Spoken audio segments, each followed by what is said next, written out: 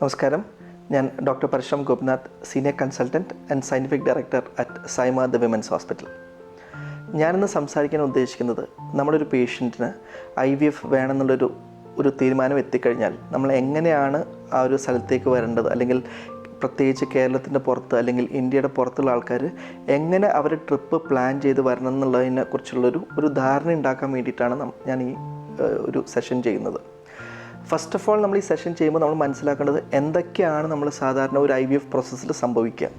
സാധാരണ നമ്മൾ പേഷ്യൻറ്റിനെ വിളിക്കുക, ഒരു മെൻസസ് ആവുന്നതിന് ഒരാഴ്ച 10 ദിവസം മുമ്പ് വിളിച്ചു കഴിഞ്ഞാൽ അവർക്ക് സാധാരണ നമുക്ക് ബ്ലഡ് ടെസ്റ്റും കാര്യങ്ങളൊക്കെ ചെയ്ത് ഒന്ന് പ്രിപ്പയർ ഒക്കെ ചെയ്തതിന് ശേഷം പിന്നെ നമ്മൾ മെൻസസ് ആയിക്കഴിഞ്ഞാൽ അവർക്ക് ട്രീറ്റ്മെൻറ്റ് സ്റ്റാർട്ട് ചെയ്യും.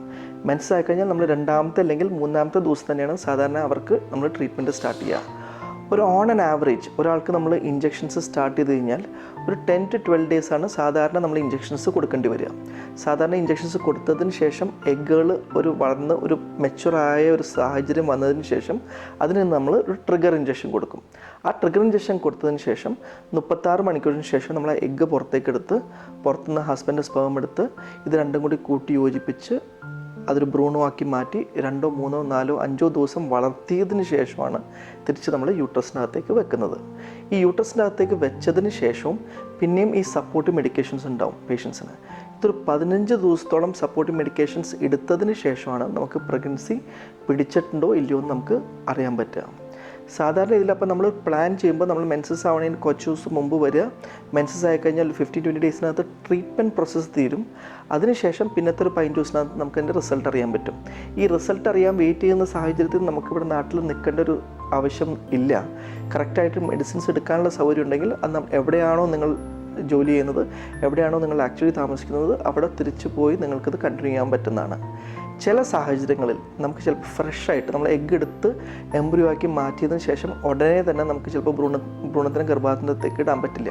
ഇപ്പം ചിലപ്പോൾ നമുക്ക് അണ്ടങ്ങൾ കൂടുതലുണ്ടാകുന്ന സാഹചര്യങ്ങൾ, അല്ലെങ്കിൽ ഗർഭപാത്രത്തിൻ്റെ അകത്ത് എന്തെങ്കിലും പ്രശ്നങ്ങൾ ഉണ്ടാകുന്ന സാഹചര്യങ്ങൾ, അങ്ങനത്തെ സിറ്റുവേഷൻസിൽ നമ്മൾ ഭ്രൂണം ഉണ്ടാക്കിയതിന് ശേഷം ഭ്രൂണം എടുത്ത് തണുപ്പിച്ച് വെക്കും. എന്നിട്ട് മെൻസസ് ആക്കും പേഷ്യൻസിന്. മെൻസസ് ആയതിനു ശേഷം പേഷ്യൻസിന് പിന്നെയും യൂട്രസ് മാത്രം പ്രിപ്പയർ ചെയ്യും. യൂട്രസ് മാത്രം പ്രിപ്പയർ ചെയ്തിട്ട് പിന്നെ ഒരു 10-12 ദിവസം എടുക്കും യൂട്രസ് മാത്രം പ്രിപ്പയർ ചെയ്യാനായിട്ട്. ആ സമയത്ത് നമുക്ക് വെറും ടാബ്ലറ്റ്സ് മാത്രം കൊടുത്ത് അത് യൂട്രസ് പ്രിപ്പയർ ചെയ്തെടുത്തതിന് ശേഷം നമുക്ക് ഈ തണുപ്പിച്ച് വെച്ച എംബ്രിയോസിനെടുത്ത് അകത്തോട്ട് വെക്കാൻ പറ്റും. അപ്പോൾ അങ്ങനെ ഒരു 10-20 അല്ലെങ്കിൽ 30% സിറ്റുവേഷൻസിൽ ചിലപ്പോൾ നമുക്ക് ഫ്രഷ് ട്രാൻസ്ഫർ പറ്റാതെ വരികയും നമുക്ക് ഫ്രോസൺ ട്രാൻസ്ഫർ ചെയ്യേണ്ട ആവശ്യങ്ങളും വരാറുണ്ട്. അങ്ങനത്തെ സാഹചര്യങ്ങളിൽ ചിലപ്പോൾ നമുക്ക് കുറച്ചും കൂടി കൂടുതൽ സമയം ഇവിടെ സ്പെൻഡ് ചെയ്യേണ്ട ഒരു സിറ്റുവേഷൻസ് ഉണ്ട്. ഈ പറയുന്ന പ്രോട്ടോക്കോൾ, ഞാൻ പറയുന്ന മെൻസസിന് കുറേ നാൾ മുമ്പ് വന്ന് നമ്മൾ ട്രീറ്റ്മെൻറ്റ് തുടങ്ങി പ്രിപ്പയർ ചെയ്ത് ചെയ്യുന്നതാണ് നമ്മൾ ഏറ്റവും കോമൺ ആയിട്ട് ചെയ്യുന്ന പ്രോസസ്സ്. അതേസമയത്ത് മെൻസസിന് 2ാമത്തെ അല്ലെങ്കിൽ 3ാമത്തെ ദിവസം വന്നാലും നമുക്ക് ആ സമയത്ത് നമുക്ക് ട്രീറ്റ്മെൻറ്റ് സ്റ്റാർട്ട് ചെയ്യാൻ പറ്റും. നിങ്ങൾ ശ്രദ്ധിക്കേണ്ടത് ഒരിക്കലും ഈ മെൻസസ് ആയിട്ട് 3ാമത്തെ 4ാമത്തെ ദിവസത്തിന് ശേഷം വന്നു കഴിഞ്ഞാൽ നമുക്ക് ആ സൈക്കിളിൽ ചിലപ്പോൾ ട്രീറ്റ്മെൻറ്റ് ചെയ്യാൻ പറ്റാതെ വരാം. ആ ഒരു സൈക്കിൾ മുഴുവൻ നമുക്ക് വേസ്റ്റ് ആവും.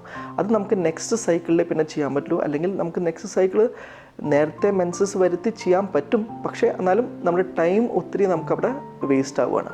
അപ്പോൾ ഇങ്ങനെ ചെയ്യുകയാണെങ്കിൽ നിങ്ങൾക്കൊരു ടൈം എഫക്റ്റീവ് മാനറിൽ നമുക്കിവിടെ വന്ന് ഇവിടെ മിനിമം ടൈം സ്പെൻഡ് ചെയ്ത് മാക്സിമം എഫക്റ്റീവായിട്ട് ഈ ട്രീറ്റ്മെൻറ്റ് ചെയ്യാനുള്ളൊരു സാഹചര്യം നമുക്ക് ഉണ്ടാവും.